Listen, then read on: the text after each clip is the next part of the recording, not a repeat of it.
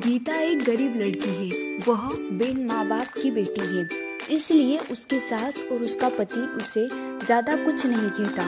गीता के घर में गीता की ही चलती थी। वो जो कहती थी उसकी सास और उसका पति बिना कुछ कहे मान लेता था, क्योंकि वह एक बिन माँ बाप की बेटी थी और उसने शादी से पहले बहुत दुख दर्द सहा था। गीता घर का कोई काम नहीं करती थी। उसके घर का सारा काम उसका पति और उसकी सास करती थी और कुछ काम उसकी बेटी भी करती थी। गीता तो रोज अपना पर्स लेकर बाहर घूमने चली जाती थी। गीता को कोई कहता भी नहीं था कि वह इस तरह रोज बाहर न जाए या घर का काम करे। घर का काम उसका पति और उसकी सास कर लेती थी। लेकिन एक दिन उसके पति को उसकी सास ने कहा कि बेटा, गीता को ना रोको टोको तो उसको समझाओ कि इस तरह रोज बाहर जाना सही नहीं होगा। हाँ, वो बाहर जा सकती है, पर वो अगर कभी कभार जाए तो ठीक है, लेकिन अगर वो इस तरह रोज बाहर जाएगी तो हमारे समाज के लोग क्या कहेंगे। ये सब सुन के गीता का पति बहुत परेशान रहने लगा। उसे समझ ही नहीं आता था कि वो करे तो क्या करे। अगर वो गीता को कुछ कहता था तो गीता नाराज हो जाती। उसे समझ ही नहीं आता कि वो करे तो क्या करे। वो गीता को कुछ ज्यादा बोल भी नहीं सकता था और वो ना ही माँ की बात टाल सकता था। इसी तरह गीता रोज अपने ससुराल वालों को कुछ न कुछ कहती रहती। घर में कुछ भी करना हो गीता की ही चलती थी। वो अपने पति और अपनी सासू को बहुत बातें सुनाती थी। अगर उनसे कोई काम ठीक से नहीं होता तो भी वे उन्हें डांट लगाती थी। फिर भी उसका पति और उसकी सास चुपचाप उसकी सारी बातें सुनते रहते थे, ये सोचकर कि कभी न कभी गीता को एहसास होगा कि वो जो व्यवहार करती है वो सही नहीं है। हम उसे लाड़ प्यार करते हैं, इसका मतलब ये नहीं कि वो हवा में उड़ने लगे। पर ये बात कभी उसके ससुर ने और उसके पति ने उसके मुंह पर नहीं कही। उन्हें सिर्फ इसी बात का विश्वास था कि कभी न कभी उसे इस चीज का एहसास होगा।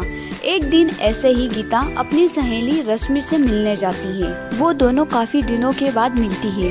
रश्मि उसको सारी बातें बताती है कि कैसे उसकी सासू उस पर अत्याचार करती है और उसका पति भी उसकी सास की मदद करता है, उसे कुछ नहीं कहता। उसकी सास उसके पति को उसके खिलाफ भड़काती भी रहती है।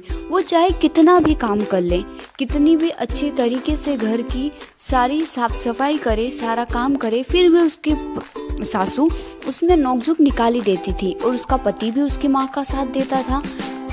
जब ये बात रश्मि ने गीता को बताई तो गीता को एहसास हुआ कि वो तो अपने पति और अपने सासू के साथ इतना बुरा व्यवहार करती है, घर का कोई काम नहीं करती, फिर भी उसकी सासू और उसका पति उसे कुछ नहीं कहता।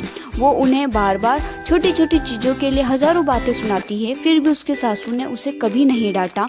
ये सुनकर गीता को अपनी गलती का एहसास होता है और वह घर जाकर अपनी सासू के सामने रोने लगती है। उन्हें सब बात बताती है कि उसे उसकी गलती का एहसास हो गया है कि उसने कितना गलत किया। तब उसकी सास उसे कहती है कि बेटा रो मत, हमें विश्वास था कि तुम्हें एक न एक दिन अपनी गलती का एहसास होगा और तुमने गलती चाहे कैसी भी की हो, लेकिन तुम्हें अपनी गलती का एहसास हो गया, बस यही बड़ी बात है। अब हम सब साथ मिलकर हंसी खुशी रहेंगे। तुम बिल्कुल शौक मत मनाओ, क्योंकि हमें पूरा भरोसा था कि तुम एक अच्छी लड़की हो और तुम्हें एक न एक दिन अपनी गलती का एहसास जरूर होगा। इसके बाद गीता और उसका परिवार साथ मिलकर हंसी खुशी रहने लगा। वो सब मिलकर सारा काम करते और हंसी खुशी जीवन यापन करते। अगर आपको स्टोरी अच्छी लगी हो तो वीडियो को लाइक और चैनल को सब्सक्राइब जरूर करें। इसी तरह के ग्रीन इफेक्ट वाले वीडियो के लिए यह स्टोरी कार्टून वीडियो आप अपने वीडियो पर यूज़ कर सकते हैं। इसमें कोई कॉपीराइट नहीं आएगा।